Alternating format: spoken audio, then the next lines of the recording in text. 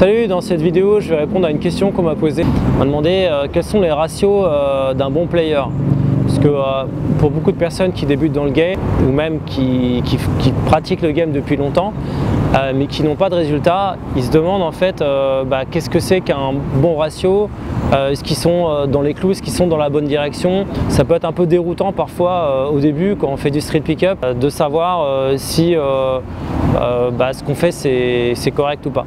Alors moi dans ma phase où j'étais disons au top, on va dire, je prenais un numéro sur 4 à peu près, en moyenne, d'accord.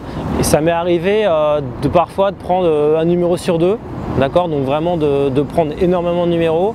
Mais je dirais qu'en moyenne, dans ma période où j'étais au top, je dirais un numéro sur 4, je pense que c'est vraiment un très bon ratio.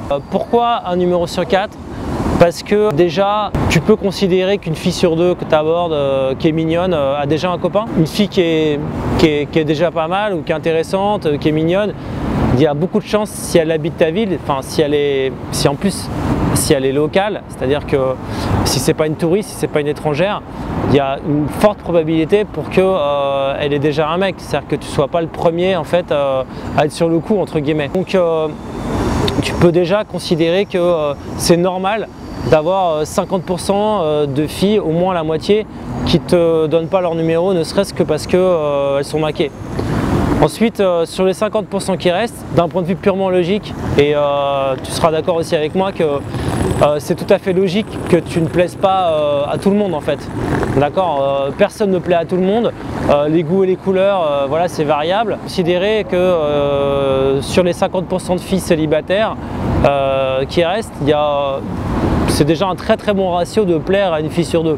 Donc si tu mélanges les deux, d'accord, ça te fait un ratio de 1 sur 4, c'est vraiment quelque chose de déjà très bien. Ensuite, si tu démarres le game, peut-être que ton ratio au début, il va pas être de 1 sur 4, il sera peut-être de 1 sur 5, 1 sur 6, 1 sur 7, voire 1 sur 10. Et d'où l'importance de faire des approches qui vont être courtes aussi, si tes ratios sont faibles, d'accord, ou de mélanger des approches longues et des approches courtes, sachant qu'il faudra peut-être que tu abordes plus de filles pour obtenir des résultats. Donc ça c'est un premier élément.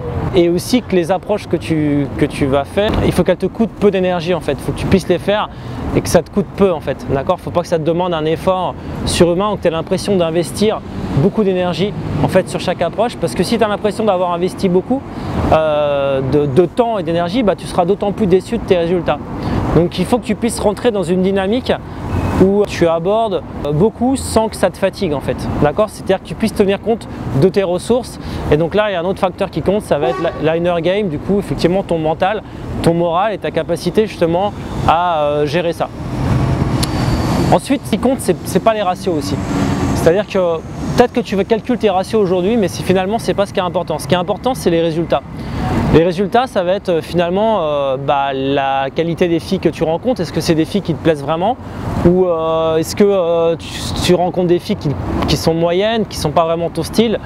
Donc tu vois bien que les ratios et le nombre de numéros que tu as et le nombre de filles avec qui tu sors, il faut aussi le corréler en fait à la qualité entre guillemets, enfin des filles avec qui tu sors, c'est-à-dire qu'elles te plaisent, d'accord. Si tu as 10 numéros mais que c'est 10 boudins entre guillemets, je sais pas si le ratio, on peut considérer que c'est une mesure qui est intéressante. Donc c'est à toi de décider aussi des indicateurs qui sont importants pour toi. Le truc aussi, c'est que si tu prends plein de numéros mais que derrière après tu convertis pas, c'est-à-dire que les filles derrière, quand tu les appelles, elles répondent pas ou que tu as des faux numéros, tu vois bien aussi que ça sert à rien d'avoir un ratio élevé ou de prendre beaucoup de numéros à l'approche si en fait derrière il se passe rien, ou si les numéros que tu as pris en fait il n'y a pas de suite. Donc tu vois bien qu'il faut voir le truc de bout en bout. Il ne faut pas voir uniquement le ratio que tu as à l'approche, mais surtout le nombre de filles avec qui tu sors, peut-être par rapport non pas au nombre de filles que tu abordes, mais à l'effort que tu as fourni en fait.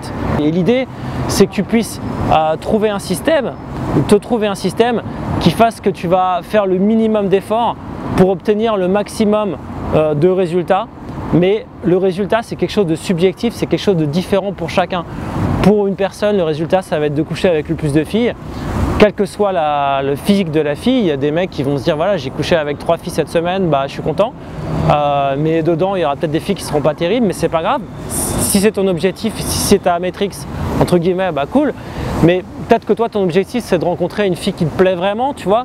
Dans ce cas-là, ce qui est important, c'est pas forcément le nombre de numéros que tu prends, c'est le fait plus que quand tu prends le numéro d'une fille, elle te plaise vraiment, et peut-être que là en fait dans ta manière même de draguer, il faut peut-être que tu dragues différemment, tu vois ce que je veux dire.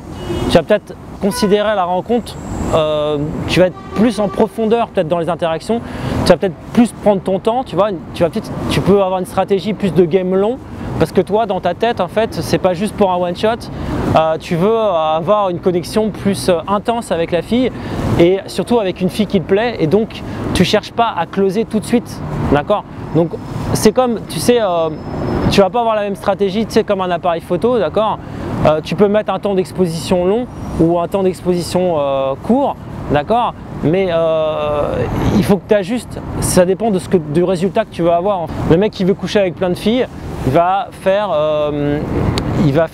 être plus superficiel, tu vas être plus dans l'instantanéité, tu vas plus, dès que ça marche pas avec une fille, bah, tu vas passer à une autre, en fait tu vas pas chercher à la connaître plus ou à gamer sur la durée.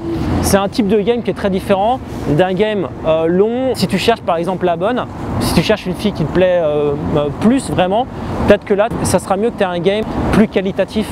Un autre truc aussi, c'est que les ratios, ça s'optimise.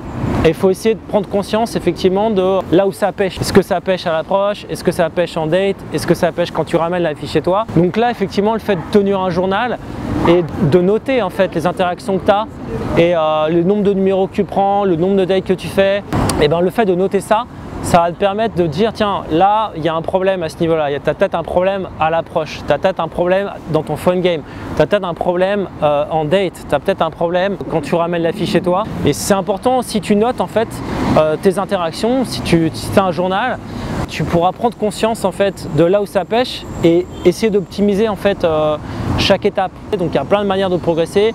Tu peux être ton propre coach, donc en notant tes interactions, en te faisant filmer par un pote et en essayant de décrypter les interactions.